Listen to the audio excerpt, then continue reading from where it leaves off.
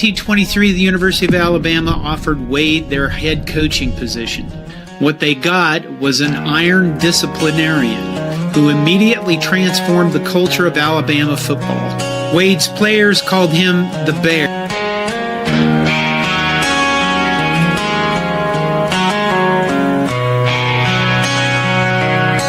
We ride with legends, we roll with pride. From Wade to Saban, the Crimson Tide. 18 rings, the record's clear. Dynasty built year after year.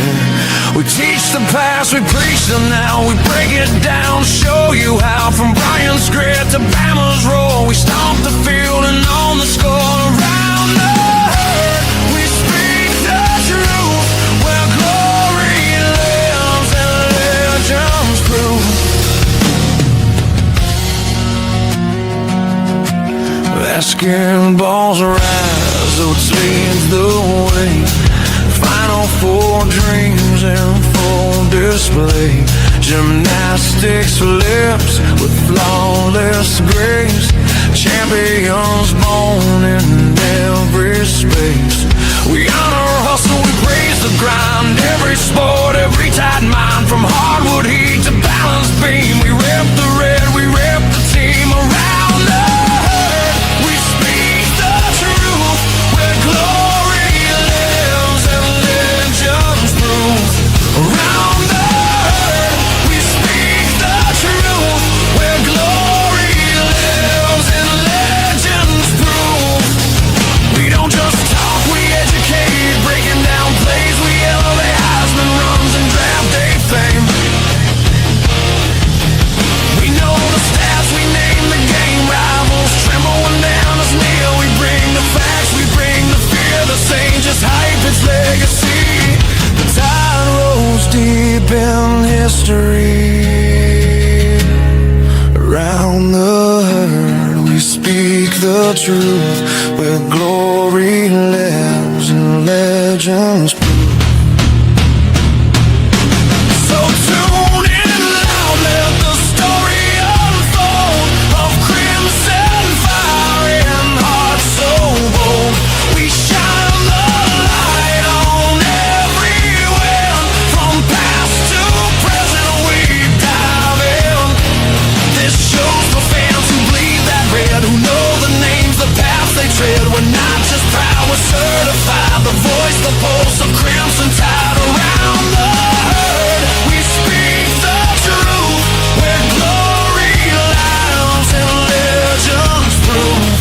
Around the herd, we speak the truth.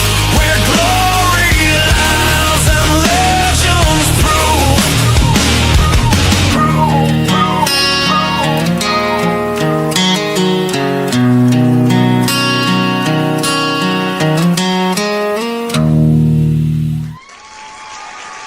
Roll Tide, roll, everybody, roll Tide, roll. Let me tell you, thank you for coming in. Welcome to Pike Sports and welcome to Around the Herd. This is the Alabama Football Megacast. And thank you for choosing me on whichever virtual space you have selected today. Tell everybody to lock me in as we are on our way to the next height of the highest.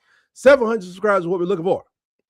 Now, everybody just buckle in. We're going to talk a little bit about the greatest football dynasty. I don't care what happened to its 25 seasons that you've ever seen or even heard of. Before we get to rolling, be sure to share a pound with your brother and just drop it right there on that subscribe button. Just pound right down on that thing as you settle in. We're trying to get to that next major goal, guys. We're trying to push up there and get there.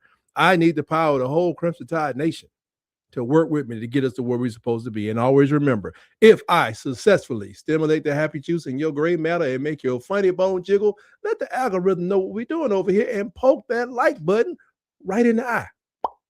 Yeah, right in the eye. Doesn't wear contacts. But, welcome in. Welcome back to Tight Sports. Grab a seat, lock the door, because we're diving deep into this saga that got the whole football world shaking up in here. We're talking about Ty Simpson, a man who isn't just a quarterback.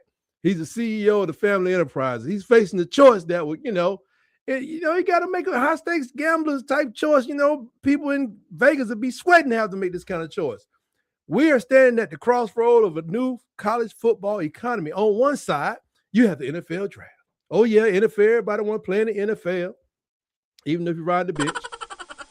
But the NFL's cold. It's hard, unpredictable. You could be looking at a $5 million payday, or you could slip into the late rounds and walk out of that door with a measly $840,000 on a rookie minimum. I mean, that is kind of like no money, man, if, considering. But on the other side of this whole thing, you got college. They still want Ty. Some people are asking, where is Ty? Ty can come play for us. On the other side, you got alleged NIL money, alleged deals coming in. They're coming after the Christmas Tide starting quarterback like a hurricane. Now, why wouldn't he come back and just get the same money he was getting and play with? Maybe they told him, get on up out of here, man. You did your thing. Yeah, congratulations, Roll Tide. I don't know why he wouldn't be coming back here, but hey, they say Miami dangling big money. $6.5 million to get that man to come to South Beach, and they say they gonna get that man on front. They're gonna get him that gold grill. They gonna, they got somebody ready to lock his hair up, and they're gonna put some studs and some hoops in his ears, so he can be Miami out. Now, they also said that Tennessee and Ole Miss, they waving $4 million around in front of the time. I don't believe the Ole Miss thing, but Tennessee, yeah, they some snitches. He ain't going back to Tennessee. I don't care. We gotta, keep him in the back closet locked up like old Leach did out there at Texas Tech. He ain't going to Tennessee. I don't care what nobody. If I got to stand in the road myself, he ain't going to Tennessee. Bunch of dirt snitches. Just dirty snitches. Anyway, but when you're a coach's son like Ty, you understand that taking care of the family is just a priority. It's the one and only priority. Let's look at this for a second. Let's do it like a reality check. Let's look at the tape on Jalen Milroe, a man who just left that seat warm for Ty to step into. Jalen is up in Seattle. He's pulling in $6.2 million over 4 years, though. Now, on paper, it sounds like he's living high on the hall, but but you break it down, that's about 1.56 with all the bonuses and stuff with that same $840,000 base. If Ty Simpson takes the Miami deal, he's making more in one season of college football than Milroe makes in 4 years of dodging 300-pound defensive ends. I would say on Sundays, but more like Tuesdays and Wednesdays, running the scout teams and, throwing balls to the scout, all that stuff,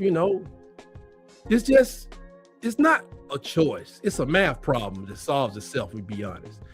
I wanted Milroe to stay in college. I thought he should do the same thing Jalen did. Sharpen your passing skills.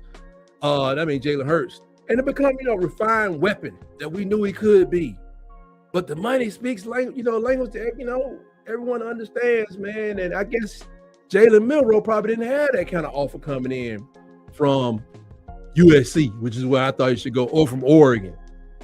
But look at the Jalen Hurts blueprints. We're all chasing the ghost of Jalen Hurts, man. The gold standard of Alabama quarterback, of the Alabama quarterback factory. That's right. Hurts didn't just play in 2 Super Bowls. He actually won one, proving that if you put in the work, you can keep getting better.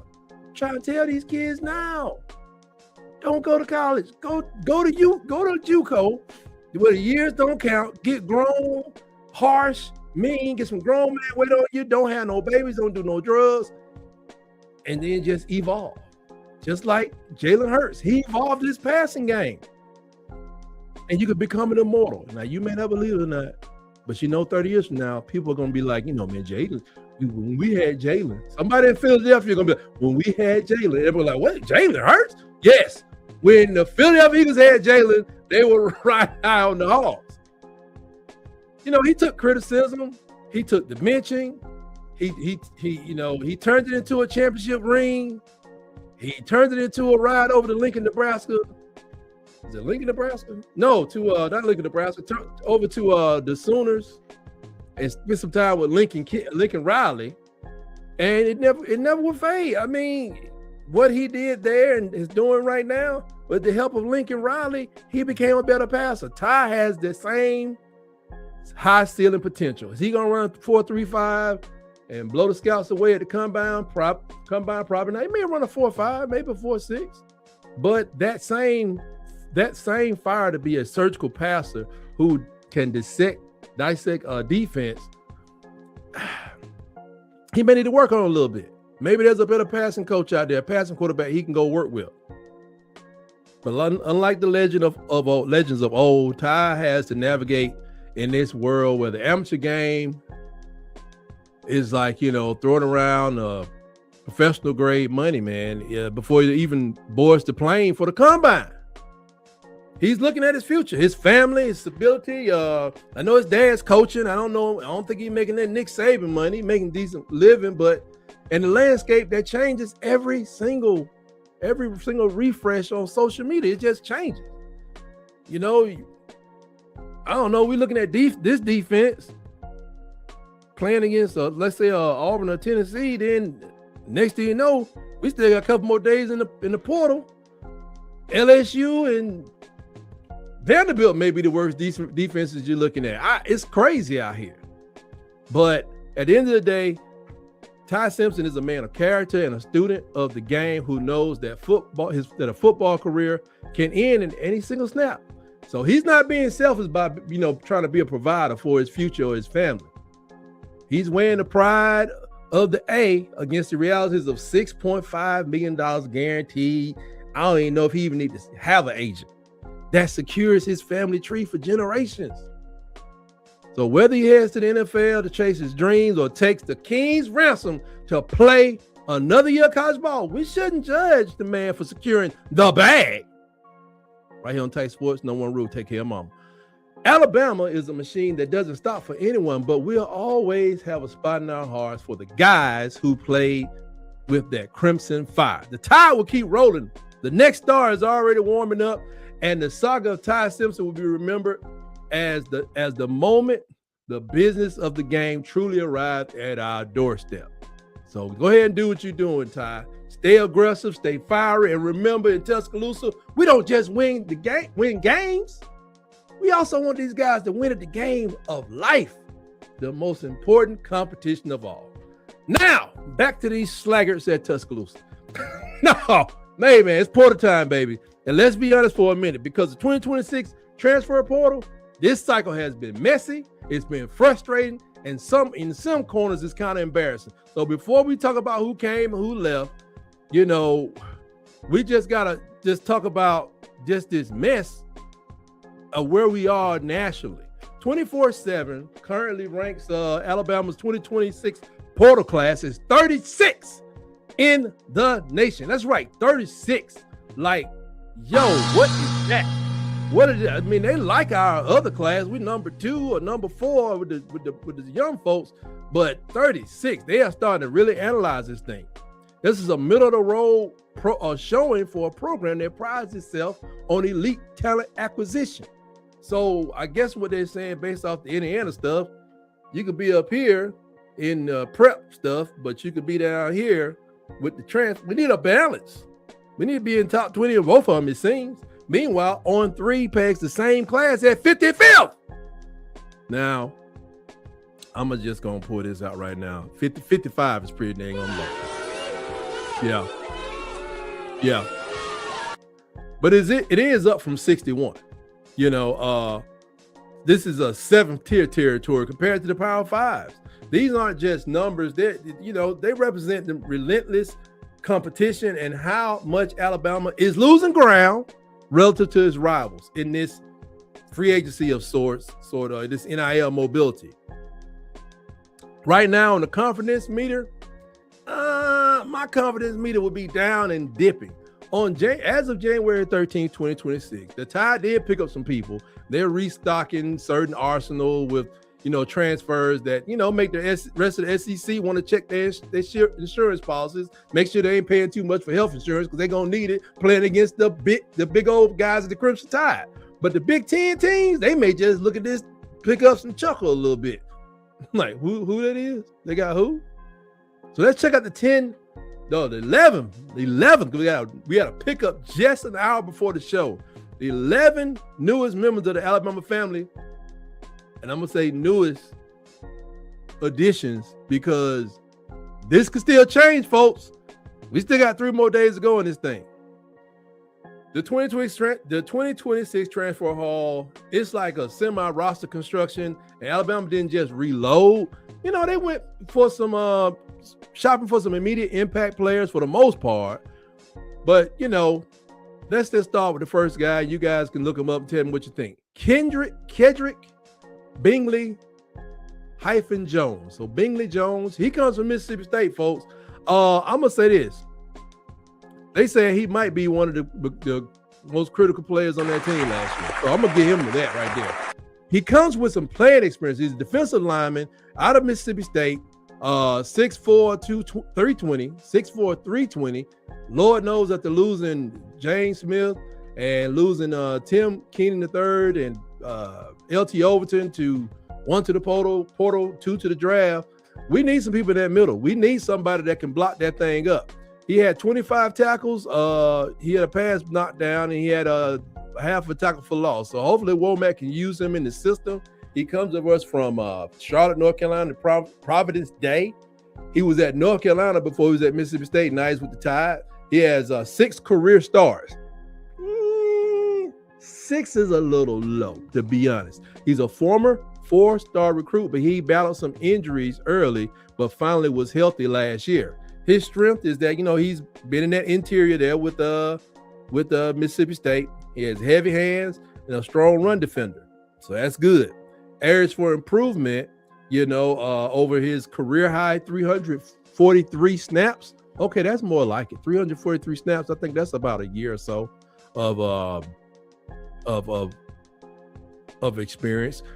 They say he's limited on pass rush. And the way Womack does things, I don't know if that's going to be that crucial, but you can always get better because we need a defensive lineman that can plug that middle, get them, keep that A gap in check, and make sure we don't get destroyed by a quarterback just running up the middle because he feels safe.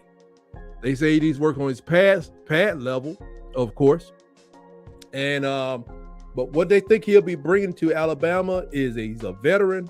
He's a grown man body in the trenches. He's a plug and play rotational defensive tackle who stabilizes the interior after, you know, all the roster losses that we've had right there on that defensive line. So we definitely needed that guy. Next up, we got Josh Ford, tight end out of Oklahoma State, 6'6", 265. He only had 3 catches and 1 TD in 4 games. Oklahoma State he's from Stillwater, right there down the street from Oklahoma State. He started in multiple games before redshirting due to the OSU's basically the coach got fired. They got rid of Gundy, and he said, I'm out of here because he saw that thing going downhill. That means he has a good eye for football because Oklahoma State will indeed be going down about 20% less than they were last year because everybody getting out of there. He's a former multi-sport athlete. He has a high upside. It's his frame. He has a massive catch radius, and he's a red zone mismatch. And we just lost Josh Cuevas. This man is going to be battling for time with our young Caleb Edwards, who needs that competition, needs that push. And we also, I can't think of the other tight end. We lost 2 tight ends, actually. I think one didn't play as much. But we need somebody to push those tight ends. And he's also a willing blocker out there. Areas for improvement, he needs to work on his route refinement. I think Derek Nixon, whoever else, they can help him work with that because he's not going to be running the most massive routes. It's either, you're going down the seam, you're going to do a fake a block and go out, whatever you call that. You go a button hook. I can do a button hook, but the way my back set up, I will always drop the ball. He has limited college production, so he's a developmental tight end, and he got NFL size. He definitely got that size, and he could become a red zone weapon and, a great inline blocker to help whatever tackles at right side. He'd be helping out London Simmons. Unless they push him over to the left side, he'd be helping him out on that, whoever that terror is that's coming across that line of scrimmage trying to get out the Mack or Russell. I was about to say Keelan Russell, but I'll just say that. Now, this next guy coming up, Ty Hayward. Ty Hayward was on the Alabama's roster for a long time. I'm talking about it definitely must have been a big bartering back and forth. Ty is 6'5", 316. He came out of Texas, Ryan High School. He was on our list a whole year, and he decided to go to Michigan. So he played in 15 to 21 snaps across 2 to 3 games. He didn't allow any pressures when he did it, but I don't know who this playing time. Sound can put him in cleanup time. He's 6'5", 316, has good size, but here's what gets me. He has 0 career starts, so it's almost like getting somebody out of prep school, although it's a heck of a prep school being Michigan. But this guy, basically, I don't know if he's a redshirt freshman or a straight freshman. He's a former top 40 national recruit. And like I said, he flipped from Alabama to Michigan. And where did that get him? Nowhere, it seems. I'm not sure if he won't just flip again. I really worry, but he's out of Ryan High School in Denton, Texas, the number 6 offensive tackle when he came out. But he didn't get any playing time. They say he still has 4 years of eligibility as well. So the question is, do we have an offensive line coach that's going to develop this guy? Do we have what it takes on the offensive line coaching side, the knowledge base, the power to get this guy who's 6'5", 316? This man should come in here and be pushing somebody. But I don't know what's going on with the offensive line. We need an offensive line assistant or consultant or just a new offensive line coach altogether, because it ain't looking very good to me. They said his areas for improvement, he got to improve his leverage versus his power or versus power rushers, and he needs game reps. So is he going to sit on the bench for a year before he becomes a real starter? I don't know. What he could be bringing is he's a long-term cornerstone tackle. He really could be starting like in a year, who can compete for snaps immediately, but I don't know. Is it in him? He didn't play much at Michigan, and I know they Michigan line, if nothing else, they got a line. They ain't playing with you. So I wonder about how this is going to go for young Mr. Hayward, as my papers just fall all over everywhere. And next up on the list is Carmelo O'Neal. Now, I've heard a little bit about this guy. He's a DB out from Mercer, so that's a little bit different, dealing with somebody from Mercer. He's a 6'4", 200-pound DB. This man had 38 tackles, 9 pass breakups, 1 sack, 1 first fumble, but you know, he's from Atlanta, out of Westlake High School. That's the high school that produced the great Cam Newton. But is it going to translate this level? Is this just a rotational guy? I'm gonna see how much time he has left. Let's see. How much time does he have left before it's time for him to bid Alabama adieu? He started in multiple games in the 2024-2025 season. He's one of the tallest DBs in the portal. And he played versus Alabama, and he allowed 0 catches against Alabama. That's when Ty was rocking and rolling. This guy allowed 0. I wonder who he was covering. I'll give y'all one guess. I'm gonna leave that alone. His strengths are his length, his range, his versatility. He can play he can play safety and DB. And where we are, who knows? Maybe he goes in the backs of Red Morgan, who's coming. You're definitely gonna be battling against Red for time in that hybrid position. What is Red? They consider I don't know, wolf, Shetland pony. I don't know what they call them positions out there, but he's a physical tackler. They like that about him. They say he needs to refine his footwork versus elite SEC receivers, and he can get a little grabby when it comes to coverage. Elite SEC receivers. I wonder who he was covering during the Alabama game that he did not allow to get any catches. I'm just wondering. So by this notes, he wasn't elite. I'm gonna leave that alone. So what he brings to Alabama is this.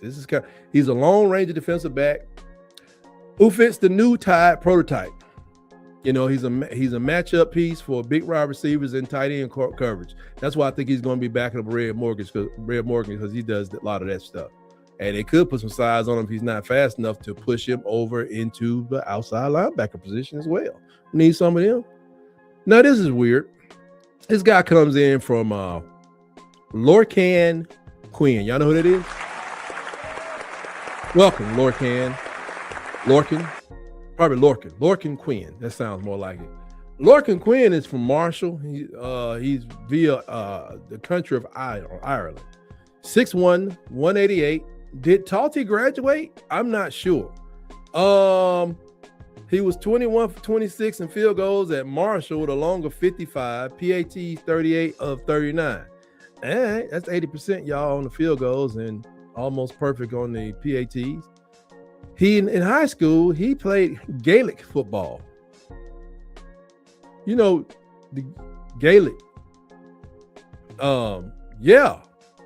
He was a full-time starter as a freshman. He got first team All Sun Belt awards, whatever, honors.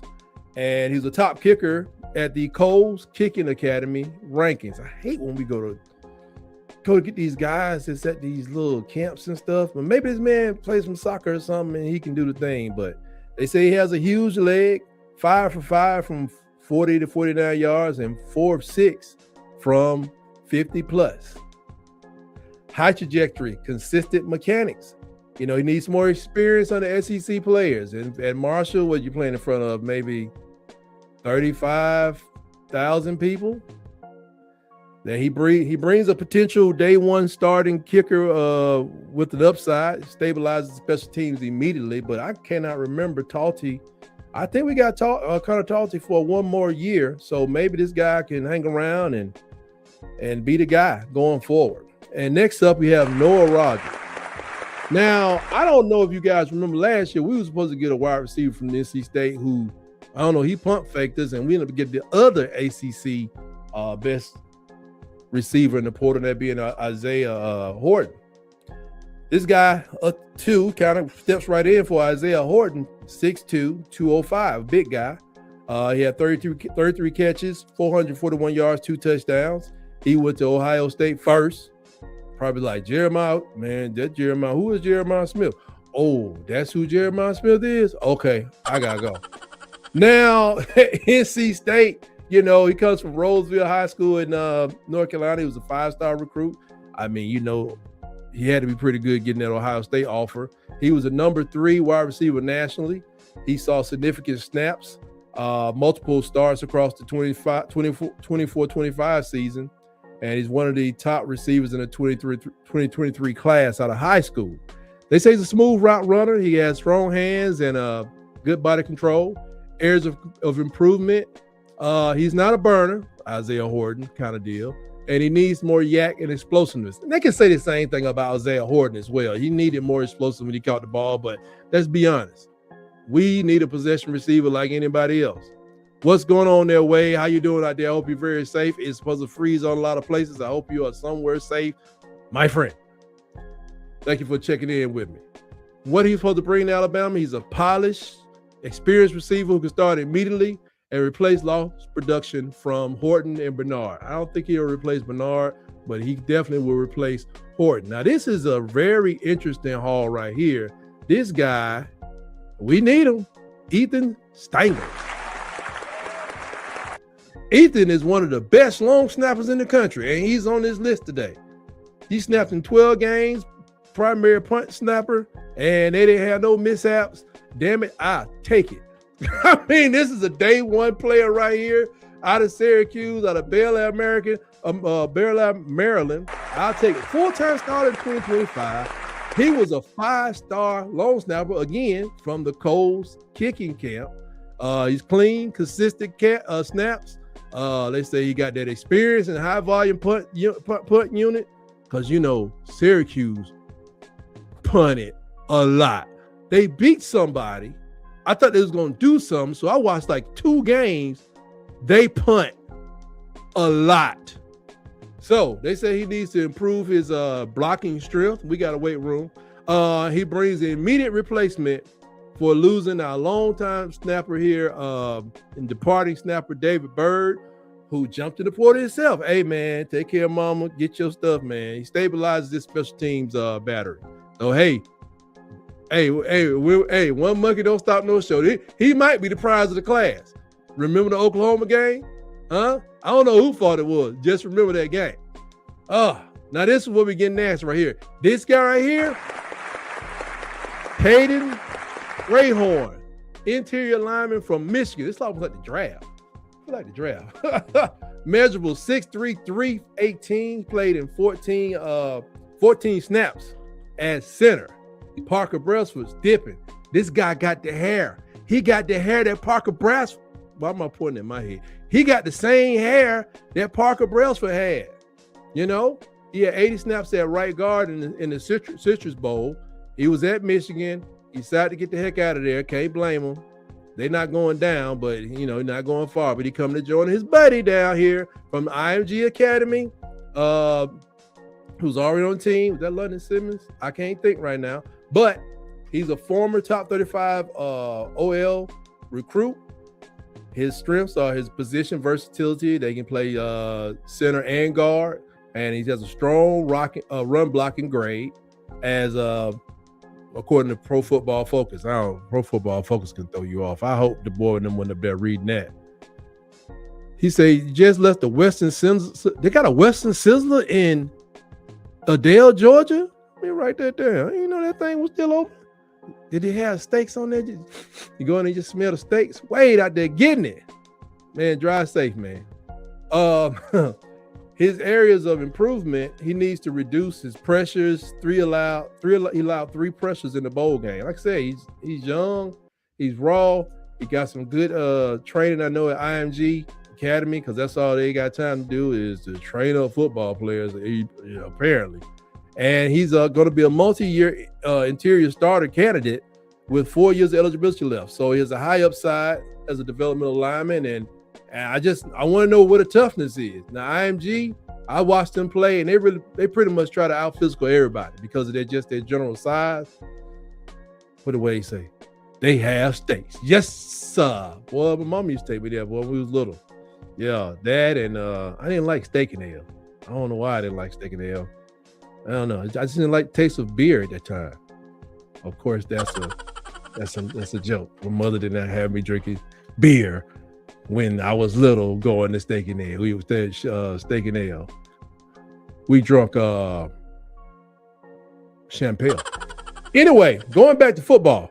So this guy, I know IMG is pretty physical school. You're gonna battle to get on that field. I look forward to seeing what that guy can bring, but I'm still not seeing a lot of experience out here. That is the problem. That is the part of the recipe that I want to talk about here in a minute. Now, next up, Devon Tompkins, defensive lineman out of USC. Give him a little applause for joining us. 6'5", 285. Now, somebody say he got that dog. They say he got that dog in him. They say he got that dog. Now, USC, whatever, he's 6'5", 285, 31 tackles, 3 sacks, 2 pass breakups, and a forced fumble. I like a lineman that can get the pass breakups. Because guess where the ball got to go before it go to the receivers? Over the line of scrimmage. Comes out of Stockton, California. I think that's the home of Johnny Carson. Anyway, the Hollywood home, Johnny plays to Stockton. Or they shot the shows Johnny Carson was in. I don't know. 12 starts in 2025. That's some experience. He's a number 3 defensive lineman in the entire portal. His strengths are his disruptive interior pass rush, his length and athleticism. He looks like the perfect replacement for like a LT Overton, and maybe even an upgrade if you put him where James Smith was, because I didn't say it. I'm a very slow man. My man, was it not your Clinton Dick say he can live a little slow. And they say this guy got a high motor. They say he got that dog in him. They say he needs to work on be a better anchor versus double team. That means just don't get blown off the ball just because you're getting double team. You got to hold that spot because that means the ball's coming. Now, he brings to Alabama. He's a day 1 starter candidate. This guy's going to be battling. That whole front line is open. It's open for interpretation, debate, acquisition. You want it, come and get it. They're looking like he's a day 1 starter. He's going to be the most, could be the most impactful defensive addition to this class. Most impactful addition. So shout out to him. We will be watching. I'm going to try to do some film on these guys best I can. I know I can't do the college play stuff because, the restrictions and stuff, but I'll do something, show you what we're working with. Caleb Woodson is the next guy out of Virginia Tech. I hope everything's well, because jumping off that Virginia Tech boat, I guess you got to jump off wherever you are because it's just that time. He's 6'3", 230. He's a middle linebacker. This is really going to help us because we lost Justin Jefferson. We lost lost Lawson, Deontay Lawson, and we lost Nikhai Hill-Green, all to the NFL pretty much. They were out of eligibility, so we really need help on the inside. Now, here's the rub with him. 2025, 58 tackles, 5 starts. He missed 3 games. Now, for the career at Virginia Tech, I think at Virginia Tech, 152 tackles, 11.5 tackles for loss, 2 sacks, and 1 interception. So he comes out of Battlefield High School in Haymarket, Virginia, wherever that is. He has 17 career starts. Now, in back-to-back seasons, he led his team in tackling. So with Deontay Lawson going down and Luke Metz and Duke Johnson coming up being so young as sophomores, I'm not even sure who the other linebackers are. We're going to need some experience at the middle linebacker position. His strengths are physical downhill striker. He's experienced star or outside linebacker hybrid position. He's a strong run defender. They say they want him to work on his coverage consistency. Don't mean he can't cover, and he need to work on his lateral quickness. It's all in the hip flexors. You got to get them hip flexors loosened up. You get the flexors loosened up, you do a lot better, young man. So we're going to do that. He brings a veteran SEC-ready linebacker. Now, I don't know about that. I won't just throw it out. If he ain't played in the SEC, he just hadn't played in the SEC. But they say he's SEC-ready, who fills in for Lawson and Hill-Green. That void, it's a huge void there. But him being a hybrid star, he may be on the outside, more looking at maybe even taking up for where Crew Russo left off at, depending on what kind of speed or what you need. And he brings leadership to a young linebacker room. Ooh, need that. And the last guy who was just added is man, what's going on? Applause. My audience is tripping today. Caleb Smith out of the Washington pipeline via Birmingham. This guy was at the University of Washington as he got recruited right out of Birmingham. He's a towering 6'4", lean and mean, 265 pounds of pure destruction, they say. He dialed up 34 tackles, 5.5 sacks, 2 first fumbles in a season where he treated the opposing line backfields like it was his personal playground. His previous schools, he came from the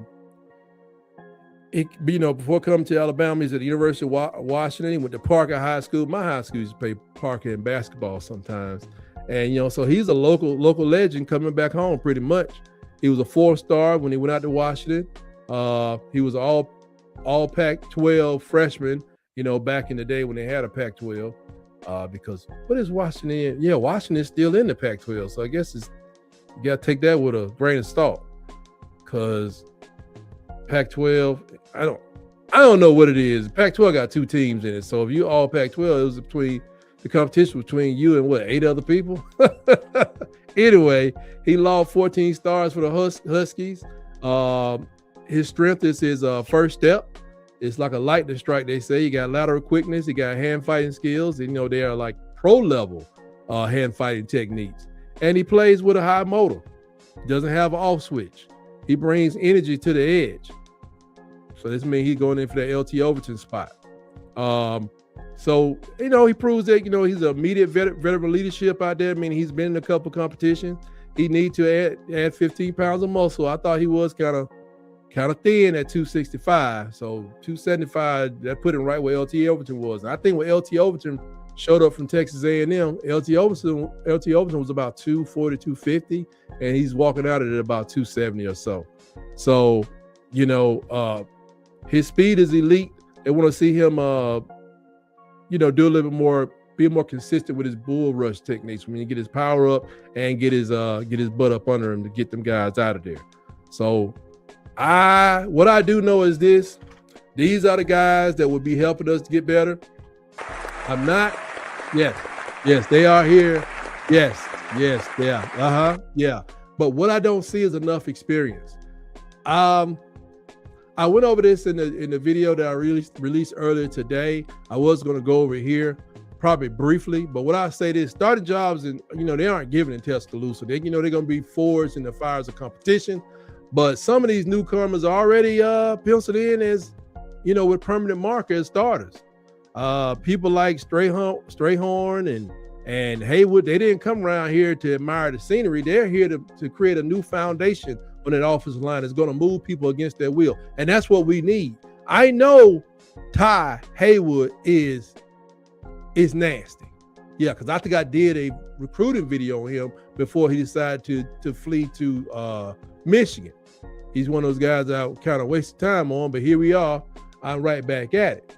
Now, the thing I'll tell you about Ty Haywood and these other guys being at Michigan, they've already had to prove themselves at other schools. But nothing is given to you. I just hope the coaches can keep the fire of these guys. I know Haywood has mean and nastiness, which is we're going to need. And he could be starting. We may have a real young line next year. Really young. They may be nasty on the run blocking. I'm just going to tell you. On the other side of the ball, though, Devin Thomas, he's a lock. He's a lock in to be a disruptive force. He got no real competition right now.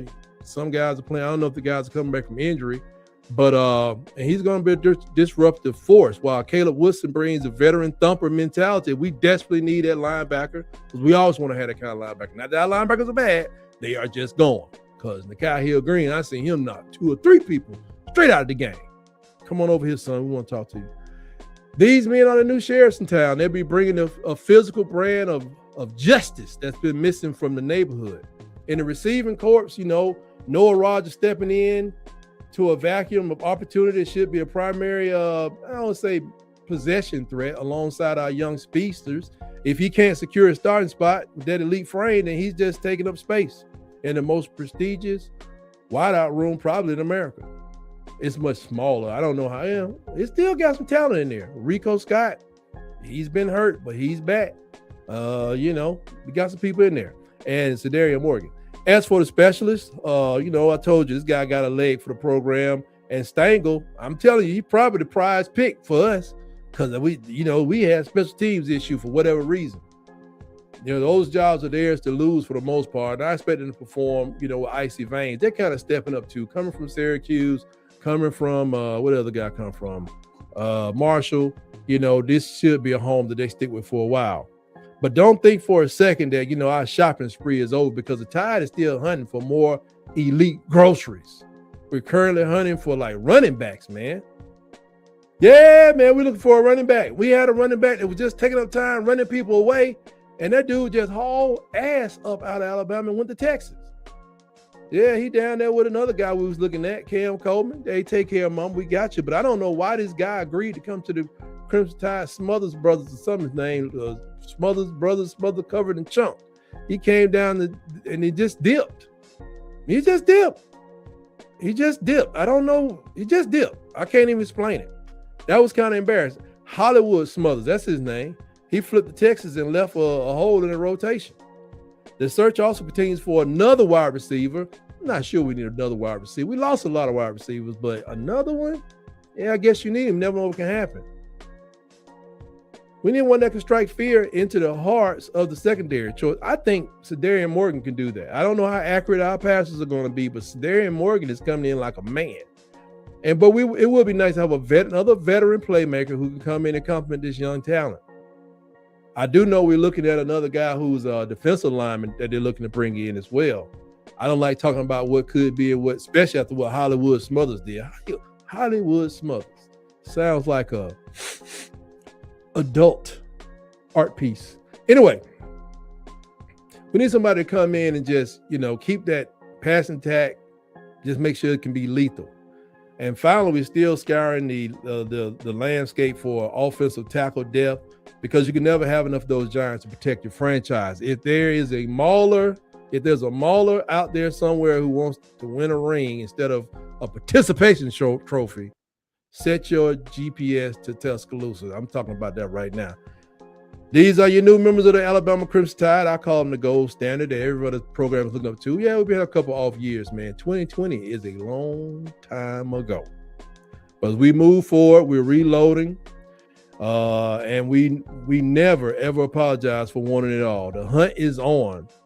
The roster is evolving. And the rest of the SEC should probably start looking for a place to hide. Because, ain't number one of y'all beat us last year, the regular season. You know who you are, but you did nothing for us. So I'm off the conference bandwagon. Conference pooey. Stay aggressive, man. Stay fiery. Remember, it's not arrogance if you can back it up. Now, some things I want to looking at the more successful teams, and it's some things that we kind of need to think about as we go forward with the next couple of days of this portal. I know they're working hard trying to get people in. Still got 3.5 days to go. People have left here, man, but one chump don't stop no show. One sucker definitely don't, and one transfer won't. So in this trench portal, man, we're doing a good job getting on the defensive side, did some stuff on the offensive side, but we need to get some trench protocol. We need to have some people come in with some experience on the offensive side of the ball. I want them to go out and get another experienced lineman who can interior lineman who is a road grader, man. Somebody that come in and just come in automatically with us, just like he was born with a strength and conditioning program at the age of 2 years old. He's been lifting weights and benching since then. We also need to go out and just, I think we all realize that this, getting the 5 stars and being 2 stars in the recruiting ward, who cares? We need some leaders. We need some people to come in, man, with some more years under their belt. We need some 15 and 20 star people, preferably at the Power 4 level. I was about to say Power 5, so I got caught up. And I want them to simplify stuff, man. When players have to think all the time, that's not a good thing. Why don't we just kind of prune that playbook down on the pass side, maybe step it up a little bit with some counters and some powers and all this stuff on the run side, and just why run 100 plays and confuse everybody, especially if they got options routes in them, and when it's so much easier to teach people how to flatten the person in front of them and get 3, 4, 5 yards until they want to give you 20 yards in the second half. And like I'm saying, we got to reestablish that run, man. This pass first team, this finesse crap, hey, man, we need to get back to the duo and the power G schemes, man. Use the force of these 1,600 pounds of man in front of you, and let's get some first downs. Let's lead the nation in first downs. How about that? Make that a goal. Hey, who is it? Coach Grubb, do this for me. Lead the country in first downs. Small goal with a big reward. Lead the country in first downs. Kill that clock. Rest the defense. And keep them old men on the other side of the ball who you may run into in the playoffs. Keep them from getting in the rhythm until we get a little older. I know we can't go totally like old man in this draft. We got a lot of people we paid good money to be there. We'll let them play out. But next year we need to get deep into this draft and go get it. I think they're doing a good job with this.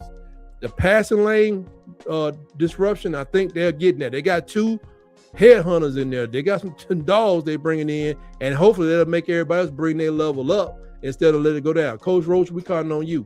We counting on you to show them how they're supposed to be playing. If a person's getting the ball out of their hand, knock that thing down. But still got to come with the pressure. Don't assume they're going to get the ball out real quick. Don't assume he's going to throw it in 2.4 seconds, 2.2 seconds, or whatever it is. Still keep coming, because sometimes our guys are covering. And every time they go over 2-3 seconds, I need y'all there putting that face mask on their chest. Another thing, I don't think we were horrible at penalties. To be honest, it's been better over the last 4 years, since like 2021 or 22 was a horrible year for penalties. But don't be bringing people in here with a lot of penalties on their back just because they're strong, just because they can catch. Or don't bring all them people in here. But we need to make sure that there are consequences and repercussions for just failure, for these mistakes, these mental breakdowns. Keep emphasizing whatever you did last year to bring it down. Y'all need to go further with that. Keep this depth coming. Now, this depth thing is different. There's 2 ways you can look at this. You can have somebody with so much experience that can play a college game without even taking a breath, without even breaking a sweat. But until you get there, since we got a lot of young players, you got to keep rotating these guys, and they all got to be ready to play. They all got to put pressure on the more experienced guy. We run enough bodies at them, we should be able to wear them down. But you got to wear them down with the run. But I don't think you can do that with your offensive line. Your offensive line got to be ready to just rock and roll. Just stay after it all the time. find you 7 linemen and 6 linemen and go with it. Interchange them all you want to, but this whole 9 lineman thing, that's kind of crazy to me. Depth is a weapon until it becomes ridiculous.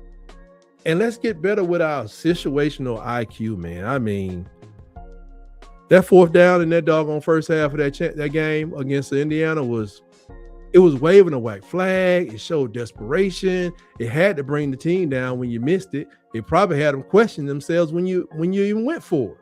Like, what are we doing? Where's the punter? I think you broke the team mentally when you did that. It showed that we were desperate for some reason that they may not even have understood. But after we didn't get it, they clearly understood we were very desperate. And all this pre-snap chaos, man. I mean, these guys that are coming in, we're playing with more experience. They done seen all that.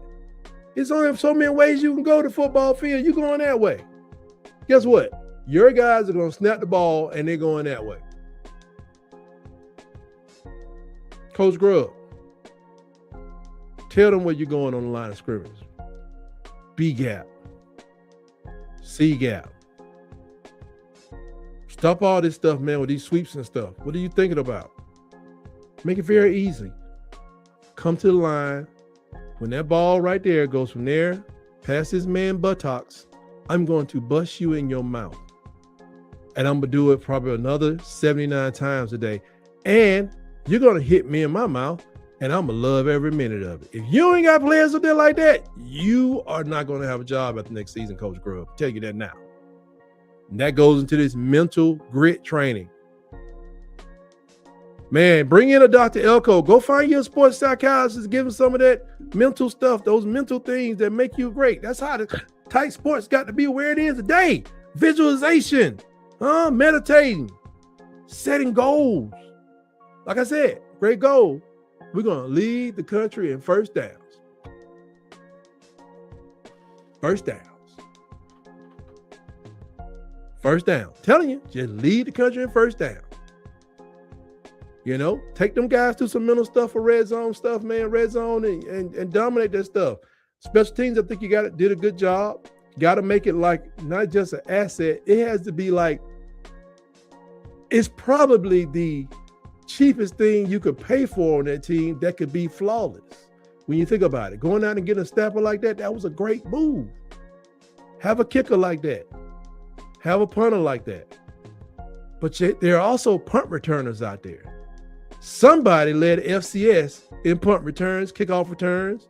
Somebody led FBS, punt returns, kickoff returns. Somebody. Why they not on this list? Tell me who they are. Did they not play against the right competition? Did you go to see who led the SWAC? There's some other divisions out here of football. Why one of these people in Alabama? If he can run around them men, he can run around these men too. Because pretty much everybody out there running 4.4s and 4.3s. But when they're coming at you, it can be a disadvantage. If the man got the right amount of shiftiness, find these people. And that red zone cold-bloodedness, man, we need to be cold-blooded in the red zone. The people need to know that when we get to the 20, we about to score. And if we catch a pass and we go down to like inside the 10, they about to get run over. They are about to get run over. Don't even, bring out all your 6 heavy linemen and you're about to get run over anyway. Whether it's outside, whether it's over the top, whichever gaps those are, we're going to run you over because we're going to dominate you. We're going to bring in our tight end who looks like an offensive lineman because he's a freshman, and we're going to put another lineman in the backfield and we're going to crush you. If we cross the 10-yard line, the ball finds the paint, period. And that's a period for this episode of Around the Herd. Thank you for joining me. Join me next time every Tuesday, 7 p.m. Eastern, 6 p.m. Central for Around the Herd, where, we talk about the Crimson Tide. We'll talk more about basketball as we go forward. As those ladies out there doing it, the boys out there screwing it. And, don't forget to hit that like button, the subscribe button. What up with you? It's me. I'm about to get out of here. I got to get you guys back on rhythm, but thank you for checking in with me. I want to thank you. It's me and Wade for coming in. And thank everybody else for making Alabama great always. And shout out to these Crimson Tide Flamethrowers, Be Sharp at Sharpshooters Podcast, Kangaroo Black. Who else we got there? The Long Run with Piano Man, Bama Moore, Rags and Fitness, and Cover Crimson. All doing a great job. And all the best to the brothers over at Auburn Addicts, Water Cooler Podcast, Bubba and the Old Man, SC Season, and Ted's over at the Destin over at the Up Tempo Podcast. Did you know Cole Kubler was over there throwing the Cam Coleman and Deuce Knight under the bus? It was a shocking display. I could not believe what he was saying. How you gonna be a national figures and you're throwing former Auburn players under the bus? What is that supposed to do for recruiting? That is ridiculous. That's crazy. And I can't believe he did. I hope he keep on doing it, because to let all those Auburn signees that come over and know that if you don't do what they say, if you don't do exactly what they want to do, they're going to throw your monkey behind right under the bus. I just say, why go there anywhere? Shout out to Huggy Beard, a.k.a. Rooster Mac himself, Vandy Chris over at the Golden Broom Podcast. I'm going to get out of here, people. Check with me. I'm not sure if I'm watching the national championship game here or if I'm going to get with some other people. I think I will drop some news and notes now that my beloved Pittsburgh Steelers will be looking for a coach. Because if I was Mike Tomlin, I would be left too after they didn't give me no damn quarterback. Aaron Rodgers, get the frock out of here. And always remember, no matter what's going on, whether Aaron Rodgers is your quarterback or whether you get beat down in the Rose Bowl 38-3, it's always roll, tide, roll.